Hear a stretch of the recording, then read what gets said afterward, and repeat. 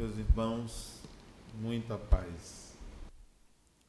Para muita gente, olhar um céu estrelado é ver apenas pontinhos luminosos que enfeitam a noite escura das cidades.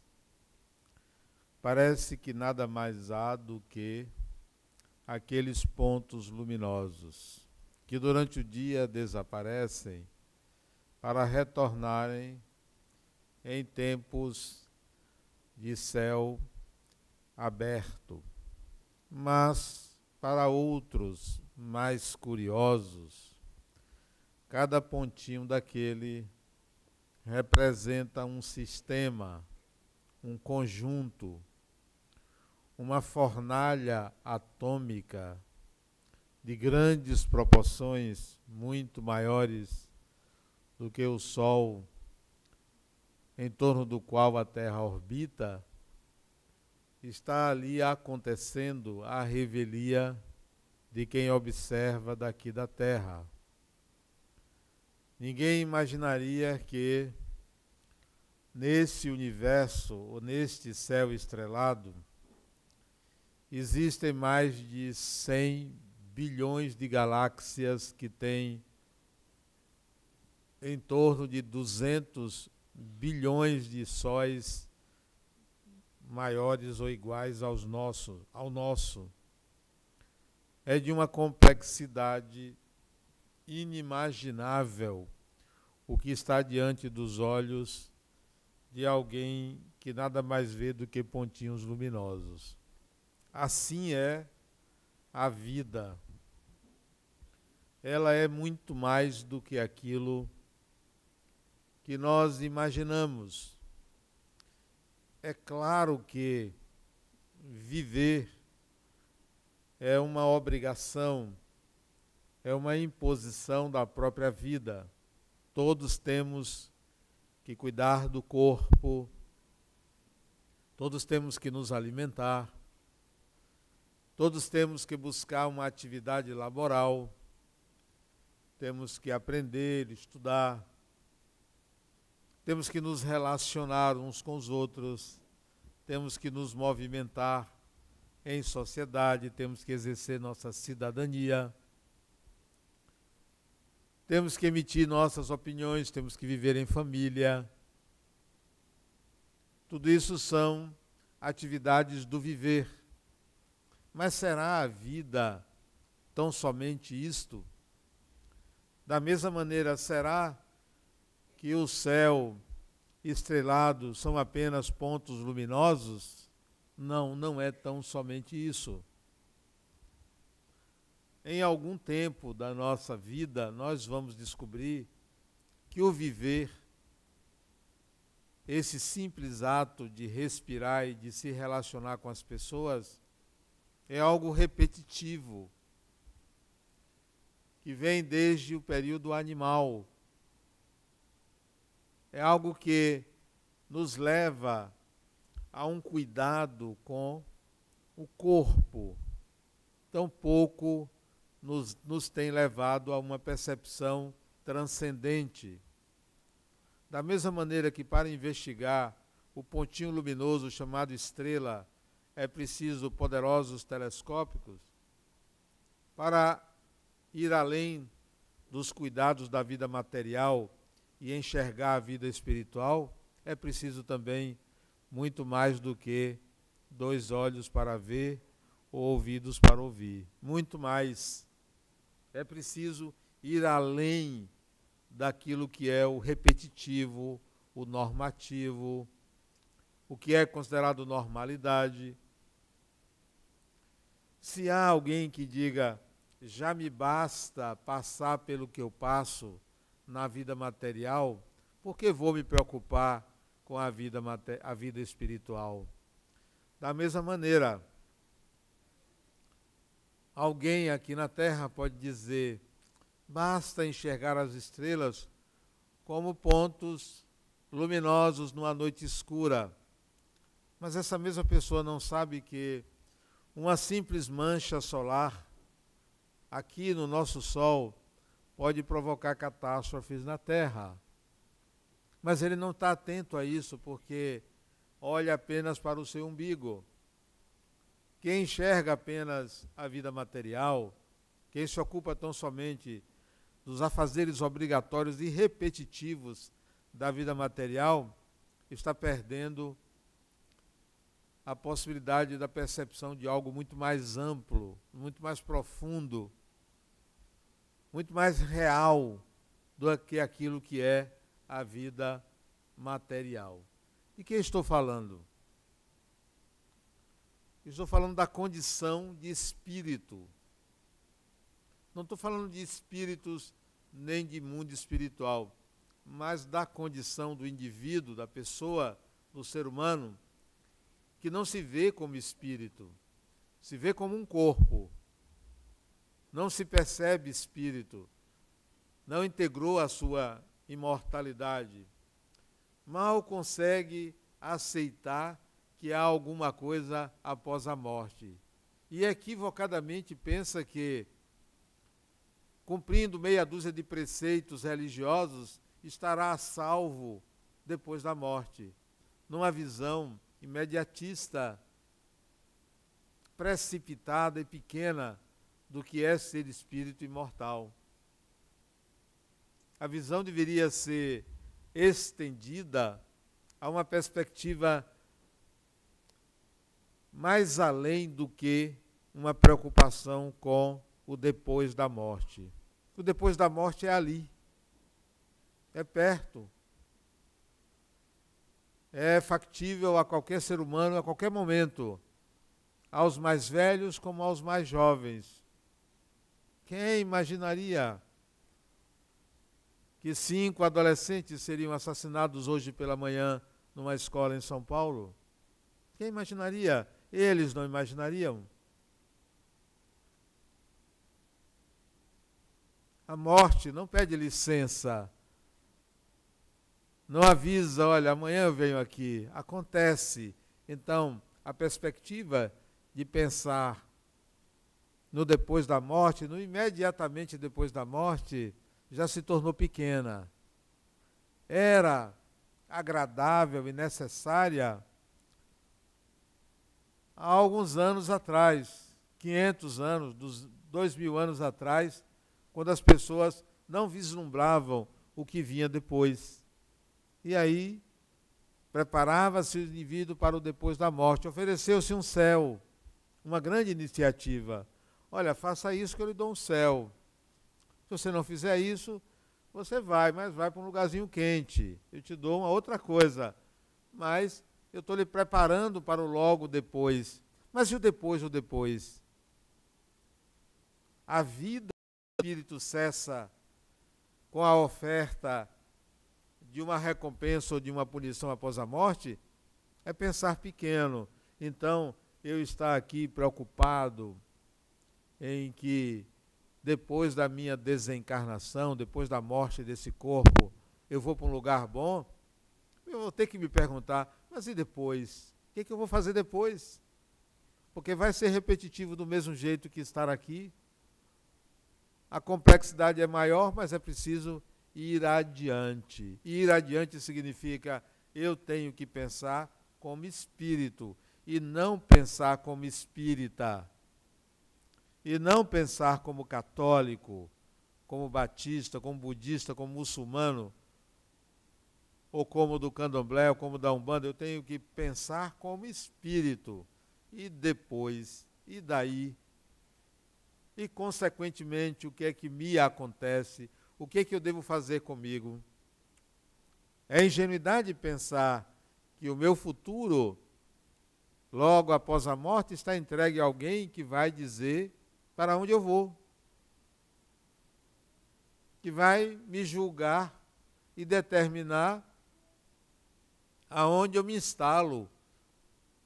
Ora, esse raciocínio, novamente, é imediatista e pequeno. Então, todo ser humano está entregue a alguém que lhe determina o destino? Ou você, espírito, é autor, condutor, construtor do seu próprio destino? Talvez devêssemos pensar como espíritos e não pensar imediatamente após a morte do corpo físico. Se nós olharmos a vida material com as suas obrigações, exigências, com o esforço que cada um deve fazer, e acharmos que é um desafio trabalhar, é um desafio constituir família, é um desafio lidar com pessoas difíceis, é um desafio pagar contas, estamos novamente pensando pequeno. Esse não é um grande desafio. Se você ainda considera que tudo isso é o máximo desafio, que você não aguenta mais, você não entende ainda o que é ser espírito. Tudo isso fica pequeno. Mas tem gente que vai dizer, é porque você não está doente, é porque você não tem um câncer. Ora, então a vida tem o seu limite numa doença? É uma doença que determina os horizontes da existência humana? De forma alguma, não é uma doença. A doença pertence ao corpo, o espírito não é doente. A doença não atinge o espírito. A doença atinge um corpo físico ou um corpo espiritual, mas o espírito nunca adoece. Não há doença para o espírito. Se a gente pode falar em algo que atrasa o espírito, não é uma doença, é a ignorância. A ignorância talvez seja, metaforicamente, a principal doença do espírito, a ignorância. Mas o espírito não adoece, não há espírito doente. Você pode pensar, mas tem pessoas que têm transtornos psíquicos, tem pessoas que têm doenças mentais. A doença não é do espírito. A doença está na ignorância desse mesmo espírito que, para lidar com uma realidade que lhe confunde, age de uma forma ainda equivocada. Não, a vida material não é o grande desafio. Se você ainda bate cabeça para arranjar um emprego, se você ainda está se esforçando há anos para passar num concurso, se você está lidando com uma pessoa difícil, um filho, um marido, uma companheira, um pai ou mãe ou algo parecido, esse não é o grande desafio. Pode ter certeza, isto é pequeno. Há um desafio maior que é no dia que você disser assim, com certeza eu sou um espírito, e agora? Eu sou imortal, e agora? O que eu faço nesta vida? O que eu faço na dimensão espiritual?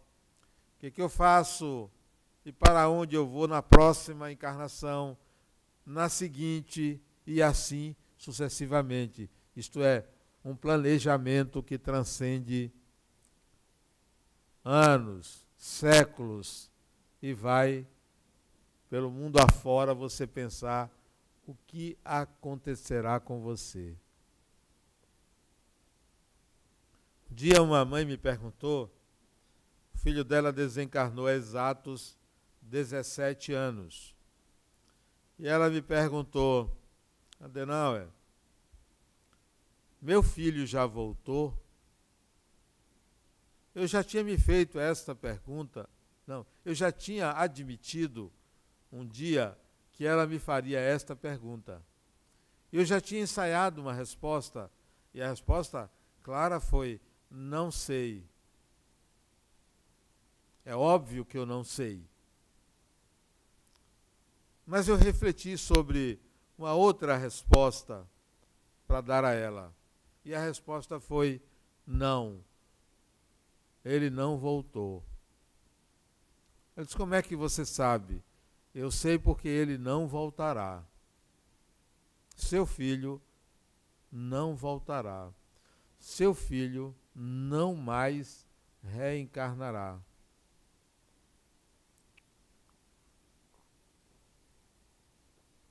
Aí ela perguntou, mas então ele é um espírito muito elevado? Ao contrário, atrasadinho. Atrasadinho, não é por isso não. Então por que ele não vai mais reencarnar? porque ele não é mais seu filho. Não é mais seu filho. Você teve a honra de ter um espírito como filho. Mas ele é um espírito. Ele foi seu filho, não continua seu filho. Ninguém continua filho de ninguém, nem ninguém continua pai de ninguém, nem ninguém continua nessa ou naquela função. Somos todos espíritos independentes, singularidades que envergamos papéis a cada encarnação. Vamos admitir, o filho dela desencarnou, se eu não me engano, com 22 anos. Não, 17 anos. Sim, ele tinha 22 anos quando desencarnou. Ele tinha uma síndrome, uma espécie de oligofrenia. Ele desencarnou. Vamos admitir que, à época, ela tivesse possibilidade de engravidar. E ele desencarnou num dia, reencarnaria no mesmo dia ou no dia seguinte, isso é possível, nasceria 9 meses depois. Ele, filho da mesma mãe. Vamos admitir que ela colocasse, sem saber que era ele, o mesmo nome. Roberto, Roberto. O espírito não teve tempo de fazer qualquer mudança de personalidade, porque desencarnou num dia, reencarnou no mesmo dia. Voltaria a ser filho dela. Porém, tem um detalhe: mesmo sendo o mesmo Roberto, a personalidade seria outra. Porque ele encontraria um outro ambiente. Ele encontraria agora uma família enlutada pela morte de um ente querido. Que mesmo que ela soubesse que era o mesmo, ela passou por um trauma. Então o ambiente familiar seria constituído de pessoas diferentes do que ele deixou. Nunca a encarnação de um espírito se assemelha à do mesmo espírito em outra encarnação. Não, ele não vai voltar, porque se reencarnasse agora, não seria aquele filho. Primeiro que você tem quase 70 anos, não dá para engravidar. Não tem, a medicina não avançou a esse ponto, né? Não seria seu filho. No máximo, poderia ser seu filho adotivo. Poderia nascer de uma filha sua. Seria seu neto ou neta. Não seria mais aquele seu filho. Quando você se pensa espírito, se percebe espírito e tem consciência de que você é espírito, a análise que você faz do seu futuro é outra. Não é a mesma. Para onde eu vou, você vai se perguntar. Só que você está olhando para você nesta encarnação. Você não se vê desencarnado. Você não sabe como você estará desencarnado. Se você se lembrará de outra vida. Você, mulher, se lembrando de outra vida como homem. Você vai pensar agora como mulher, mas você tem que pensar como homem. Você, homem, agora, desencarnar, se vê mulher, você vai ter que pensar como mulher. Agora você não consegue fazer isso. Então, é preciso que você se veja espírito, que não tem gênero. Olha a dificuldade. Não tem marido, não tem mulher, não tem filho, não tem pai, não tem mãe. Você tem que se ver espírito. E isso é de uma complexidade muito grande.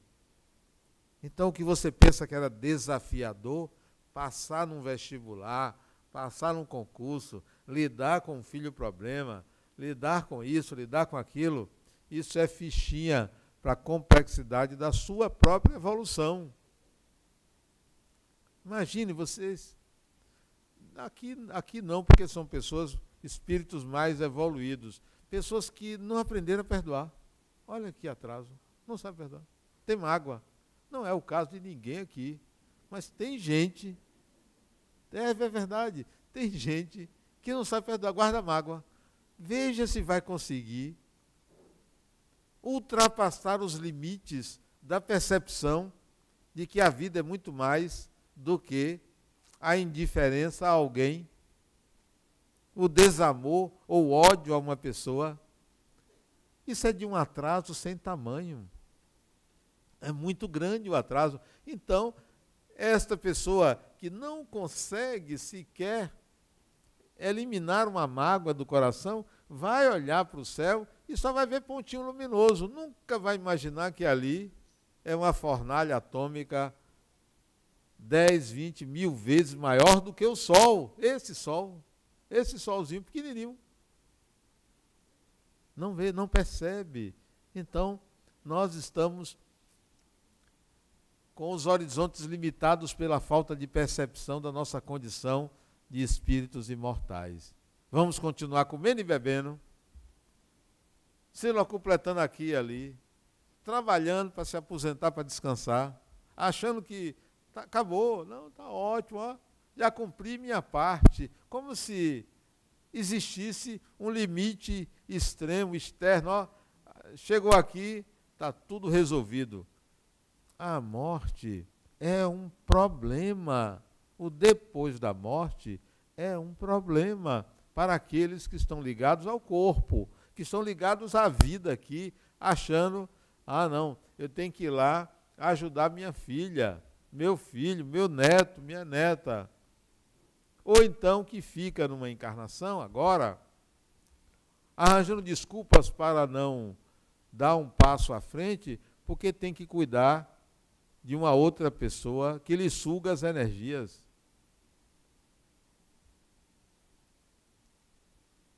A outra chega para mim e diz, Adenauer, é porque não é você, eu tenho um filho de 40 anos dentro de casa. Bota para fora.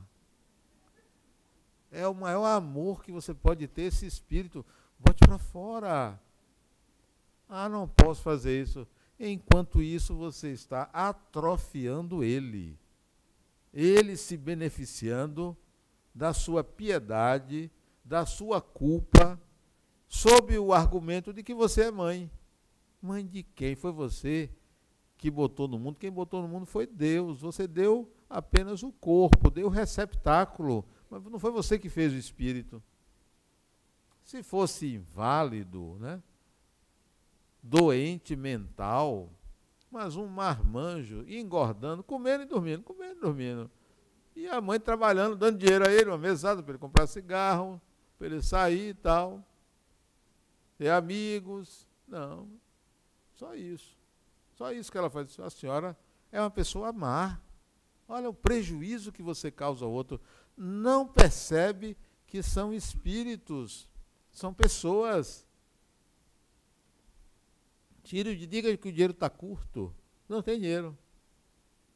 A outra deu um apartamento ao filho, porque o filho disse que não queria mais morar com ela, com o pai. Não queria um apartamento. E ela alugou um apartamento para ele, uma mesada, pronto, ele foi viver. Às custas de quem dela? Nunca trabalhou. Eu pedi ajuda porque ele estava com problemas com o irmão. E quem tem problema é a senhora. Acabou o dinheiro, diga a ele que acabou o dinheiro. Vamos ver. E que em casa o quarto dele já está ocupado pelo cachorro, já tem um cachorro lá. Vocês estão dando risada? Você veja os conselhos que eu dou. É esse tipo de conselho, bota para fora. E ela fez isso com ela. Eu consegui que ela fizesse isso. Dê a ele 3 meses de prazo. Que o dinheiro acabou. O dinheiro acabou. O que ele fez? Arranjou um trabalho. Pronto, arranjou um trabalho. Essa é a cura. Quem é que estava doente? Ela. Ela era doente. Não era ele, não. Ele era um doente maior, ao quadrado. Mas ela estava doente. a visão de ser espírito é outra. É outra. Você tem que pensar que acabou a sua mamata, acabou a sua tranquilidade de ficar em casa. Eu vou rezar para na hora da morte. A outra coisa, não tenho medo de morrer, não, eu não quero sentir dor. Morrer não dói. Morrer não dói. Gente, se você morreu, vai doer o quê? Dói enquanto está no corpo. Saiu do corpo, não dói. Morrer não dói. Quer morrer? Não, não. Umas desculpas que não têm sentido. Porque não se percebe espírito. Uma mentalidade reduzida, limitada a uma vida que foi prometido um paraíso, que foi prometido um lugar maravilhoso depois da morte, se você se comportar bem. Não, não quero isso, não. Eu não quero. Isso é igual a criança que você dá um pirulito a ela, ó. Você lhe dá um pirulito. É como se isso resolvesse a vida da pessoa. Não resolve minha vida, não. Depois da morte, liberdade para fazer escolhas, para decidir quanto ao meu destino. Como eu não vou ficar preocupado com depois, eu decido agora. Você tem que se decidir seu destino agora. Você tem que se ver espírito agora. Sua hora é agora, não é depois, não é amanhã, é hoje. Sair da posição de vítima, né? Vítima. Sair da posição de aposentado. Eu sou aposentado. Mas tem muita gente que aposenta-se da vida. O que é aposentar da vida? Trabalha, garante um saláriozinho, merreca e vai descansar. Não trabalha mais. Começa a engordar, fica em casa, vai para a praia fim de semana, tem um lazer meia boca, com um dinheirozinho contado, e acha que está realizado na vida, porque trabalhou 30, 40, 50 anos. É hora de você entender que você é imortal, não acaba. Não acaba, não tem limite isto. Você tem que começar a pensar que você tem que aprender, seja trabalhando ou não, até as últimas forças do corpo físico. Quando desencarnar, vai continuar tendo que trabalhar, porque não vai ter um lugar assim, ó, você fez quantas caridades, um bocado, agora você vai descansar. Não tem descanso, não tem lugar ao sol.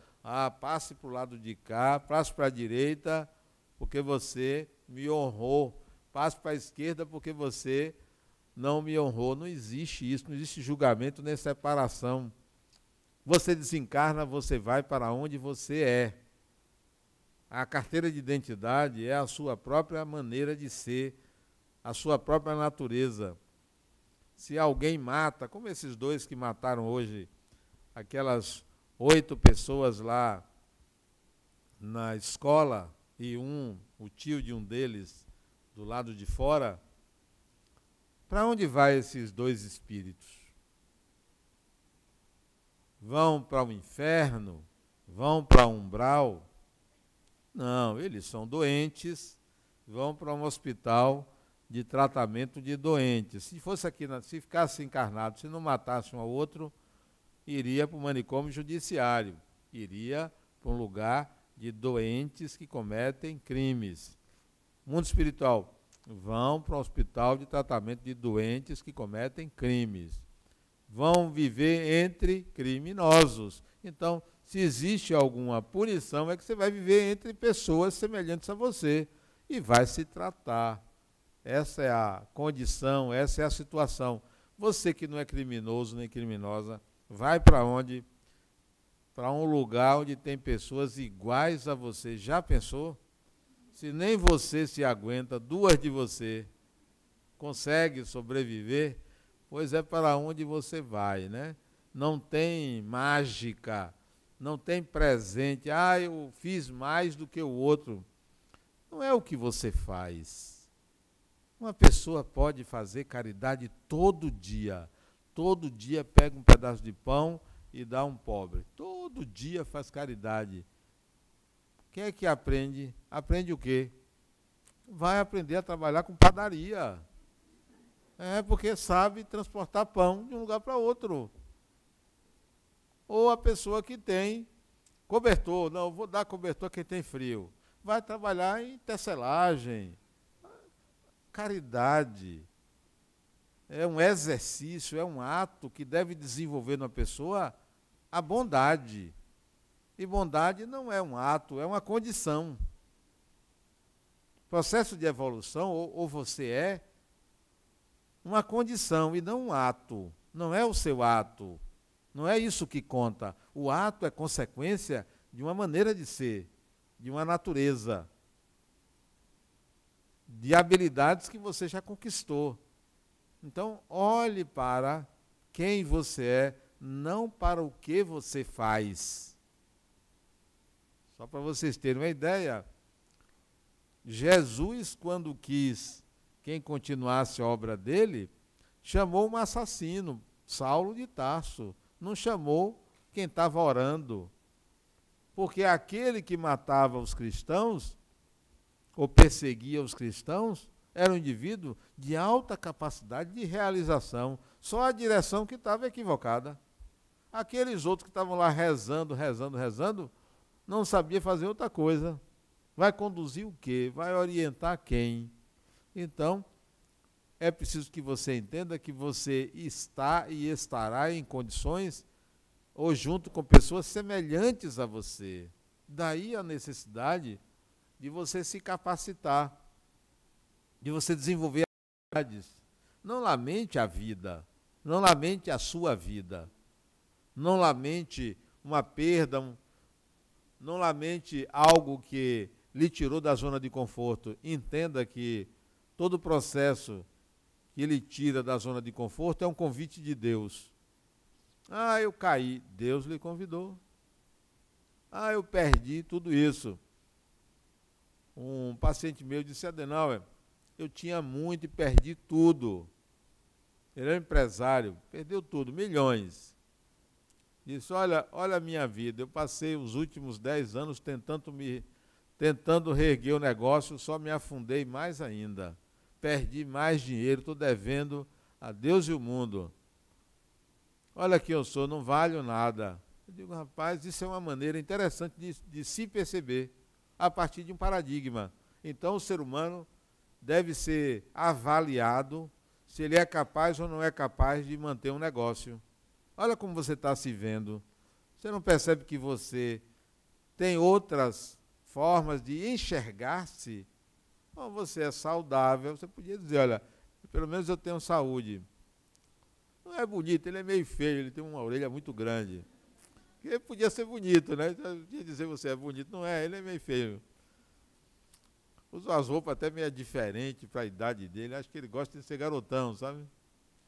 Mas não tem predicados para isso. Aí, olhe, você é uma pessoa honesta, né? Você é uma pessoa responsável, você é uma pessoa... Quer dizer, você é bem acomodado. Até hoje você mora com a mãe. Veja, empresário, não casou. Até hoje você mora com a mãe. Desconfie do sujeito ou da sujeita que, tendo saúde, sanidade mental, ainda mora com os pais depois de uma certa idade. Pode desconfiar. Acomodada. Aqui não tem ninguém aqui nessa condição. São outras pessoas, né? Gente, você é espírito. Deixe de dar trabalho à velha. Deixe a mulher viver a vida dela, né? Não pode. Não, tem que cuidar de filho. E ela se realiza, né? Acomodou-se também. Se realiza. Para se contrapor à ausência do marido, ela pega um filho para criar. Não, fica aqui. Fica aqui. A condição de ser espírito imortal nos coloca ante desafios muito maiores. Muito maiores. Por isso que a gente não quer. Não, vamos ver se existe isso mesmo. Vamos ver se depois da morte a gente vai estar vivendo. Aí você desencarna, realmente, é verdade. Vou me preparar para outra. Aí fica num ir e vir, que não resolve nada. Desencarna numa família, reencarna em outra, que só tem estranho. Não, eu não sou daquela família. Não sou ligado a ninguém, porque não mereceu. Aí está a ovelha desgarrada. Grande coisa você me dizer que é diferente de todo mundo ali, porque ovelha desgarrada. Não mereceu estar entre os seus amores. Então, a condição de espírito nos leva a diferentes reflexões, mas a maioria está comendo, bebendo, vivendo ali na sua vidinha mais ou menos, assistindo as suas séries de televisão, né? Hoje está na moda, série de televisão. Antigamente era novela, hoje é série de televisão. Senta ali, está ali na rede social, né? Que hoje entrou numa instabilidade muito grande, rede social. Eu ouvi no rádio, estava ouvindo no rádio, a mulher dizendo, rapaz, eu não consegui mandar uma mensagem pela rede social. Aí ela disse, poxa, eu também não, fiquei toda atrapalhada. Quer dizer, a pessoa já incorporou aquela realidade virtual à sua vida, que perdeu a noção de realidade própria. Não vê que a saída de uma rede social é um convite para você respirar. Tem pessoas que já estão com os dedos calejados de tanto apertar rede social, apertar o botão. É hora da gente pensar na vida espiritual de outra maneira. Eu, espírito, e agora? E agora? O que é que eu faço comigo? O que é que eu vou querer aprender? Mas a maioria está dizendo assim, poxa, tomara que o espírito fulano de tal me ajude. Uma muleta. Não é o caso de vocês aqui. Não, ninguém tome essas minhas palavras como carapuça. Eu estou falando de outras pessoas, vocês já são mais evoluídos. Mas não fica num clientelismo. Tomara que o espírito fulano de tal me ajude. Tomara. Ó, eu prometo. Aí faz promessa também no centro espírita, faz promessa. Não vou mais brigar com minha mãe, né? Não vou mais falar mal de fulana. Já falou, né? Porque se você já está dizendo que não vai falar mais mal de fulano, você está falando mal de fulana, né? Então, começa a fazer promessa. Vem para o centro, né? Pergunta, vem cá, aqui aceita roupa usada para doar. Você começa a ficar caridosa, né? Boazinha, tudo para obter benefício. Não sabe fazer isso naturalmente, porque não se vê espírito, se vê cliente. Cliente do centro espírita, não, eu vou lá, Adenal, eu saio tão bem daqui. É porque você deixa todo o seu mal aqui, mas a gente manda de volta. Manda de volta. Ela vai ficar aqui? Você vê, né? A pessoa deixa aqui com a gente. Quem vai resolver? Leve de volta a criatura. Quando você sai dali, todo mundo volta para o seu campo. Vai no carro com você. Você pensa que vai sozinha, mas 3, 4. Tem gente que é ingênua, né? Ingênua. Denal, tem alguém aqui com a gente? Tem. Você está vendo? Não precisa ver, não. A sala está cheia. Pena que eu só cobro para um. Entra 3, 4 desencarnados, só cobro para um encarnado. Né? Podia ter um medidor de desencarnado que entra na sala de terapia, né? Você fazia um preço para o encarnado, outro preço para desencarnado, né? A gente não se vê espírito, acha que espírito está ali para perturbar. Tá não, é gente, fica ouvindo a vida dos outros, né? Entra na sua casa, senta no sofá, você está ali sentada, né? Tem um ali do lado. Uma vez eu fui para uma reunião mediúnica, isso tem muitos anos. Eu não tinha filhos ainda. Uma reunião mediúnica, sábado. Foi um sábado de tarde, né? Tinha uma reunião mediúnica lá no Instituto Kardecista da Bahia. Sábado de tarde, uma reunião ótima, né? A gente passava 3 horas conversando com os espíritos. Negócio bom. Aí cheguei em casa, tinha uma sala de televisão. Eu era recém-casado, 1981, recém-casado, não, 1982, recém-casado e tal. Sentei no sofá para assistir televisão, eu e minha esposa. Eu aqui no sofá, ela aqui na minha esquerda, a gente está assistindo ali, casal feliz, 2 pombinhos, né, assistindo. Aí eu comecei a sentir a presença de uma pessoa em pé aqui do lado do sofá. Então, para não pressionar a minha mulher, fiquei ali assistindo, mas o sujeito em pé ali me incomodou. Eu cheguei, fulana, você está vendo uma pessoa em pé aí do seu lado? Eu disse, Deus me livre, né? Deus me, ela é católica, né? Deus me livre, Deus me livre. Eu disse, pois é, está aqui em pé, do seu lado. Ela ficou com agonia, né? A agonia disse, está aí. Aí eu me levantei. Ô, meu amigo, você dá licença, eu estou na minha casa, podia sair. Minha intimidade, por favor, saia. É educado, saiu. Não senti mais. Esse era educado. Tem uns mal educados. Ah, não vou sair, não. Aí eu faço outras coisas que afasta, né? Já aprendeu, né? Tem gente que bota a vassoura de trás da porta. Não adianta, não. Tem outros métodos para você afastar essas companhias invasivas, né? Mas saiu. Então a gente pensa que a vida espiritual é uma coisa assim que causa medo. Vocês não têm medo de espíritos, mas tem gente que tem medo de escuro, medo disso, medo daquilo. Pense como espírito, é você o espírito que está ali.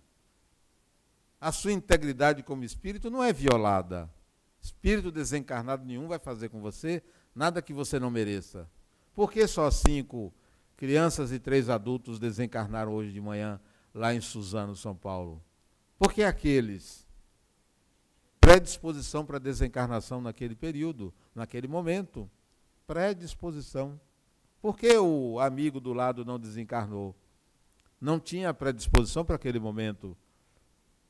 Os assassinos não fizeram a desencarnação daquelas pessoas, não foram a causa. A causa é a predisposição por desígnios divinos. Ninguém mata ninguém. Quando uma pessoa mata a outra desencarna, aquela desencarnação é prevista para aquela pessoa, não daquela maneira, porque Deus não precisa de justiceiros, não precisa. Desencarnaria de outra forma, de outra maneira. Então, por que eu vou ficar com medo de desencarnar? Hoje um paciente me ligou, Adenal, hoje é meu aniversário e você esqueceu de me ligar. Eu disse, não, eu não esqueci. Na hora que eu vi seu nome no celular, me lembrei que eu ia ligar. Então, não esqueci. Você viu que eu nem falei com você. Quando eu vi o nome, pois é, Adenal, meu aniversário, mas 92 anos. E eu sempre disse ele teimoso, né? Teimoso. 92 anos é uma pessoa que já devia ter ido embora há muito tempo, né? Aí, ele disse, pois é, eu disse, você ainda tem 8 anos aqui, você vai desencarnar com 100 anos. Ele disse, é muito. Isso hoje no celular. É muito, me dê menos. Não, eu quero sua companhia até os seus 100 anos, porque eu gosto de você. Você é um bom paciente, eu ganho dinheiro com você. Você desencarnando, eu vou perder esse dinheiro. Então, deixa eu fazer uma poupança nesses 8 anos, toda semana. É uma poupança para mim. Depois você desencarna, depois desses 8 anos. Aí ele deu risada e tal. Ele pensa como espírito. Esse senhor, de 92 anos, ele pensa como espírito. Coisa rara. A maioria pensa como corpo, pensa nessa vida, tem medo da morte. Eu me lembro, a primeira sessão que eu tive com ele, isso já tem uns 6 anos, ele disse assim para mim, eu estou cansado de viver, eu quero me libertar desse corpo. Eu disse para ele, para fazer o que do outro lado? Perturbar? É melhor você ficar por aqui. Como assim perturbar? Porque se você quer deixar esse corpo por via não natural, é porque você está perturbado. A vida tem que ser vivida até a última gota de oxigênio. Então, é preciso viver. Aí ele começou a pensar de outra maneira. Já veio aqui assistir palestras, eventualmente ele vem. Pensar como espírito. Pensar como espírito é de uma complexidade muito grande. Muito grande. Você tem que ter outros horizontes. Eu vou fazer o que nessa encarnação? Dá tempo de ser médico? Nessa não dá, não. Deixa para a próxima. Se não der para a próxima, tem outra. Dá tempo de aprender violão? Sou meio tapado para música, não. Dá tempo de fazer um curso de mecânico? Talvez dê. E por aí vai. Você começa a criar possibilidades de aprendizado para ter habilidades de reencarnar e não ficar batendo cabeça procurando emprego. Por que uma pessoa com 50 anos está procurando emprego? Não se capacitou. Não se capacitou. Dá tempo, se capacite. 60 anos, dá tempo, se capacite. 70 anos, dá tempo, se capacite. Se não der tempo para esta encarnação, se capacite para a próxima. Nós temos 165 idosos sendo atendidos no lar dos idosos, pessoas. Nós temos lá um curso, sabia? Como usar celular para idosos. Como mandar um e-mail pelo celular. Estão aprendendo. Não tem nem para quem mandar e-mail. Mas na próxima encarnação já vai chegar com o dedinho assim, ó. Que hoje o bebê nasce, sai do útero da mãe com o dedinho assim, ó. Cadê? Para apertar.